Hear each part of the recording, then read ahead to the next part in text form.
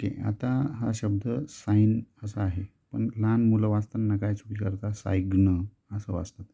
ठीक आहे. तर हे कन्फ्युजन दूर करण्यासाठी आपण त्यांना असं सांगू शकतो का जी नंतर जेव्हा पण एन येतो तेव्हा तो सायलेंट होतो. Okay. For example align, design, assign, foreign. Okay. नोम. ठीक आहे. इथे जी नंतर एन आला आहे म्हणून तो काय झाला? सायलेंट झाला. असं आपण विद्यार्थ्यांना समजवू शकतो.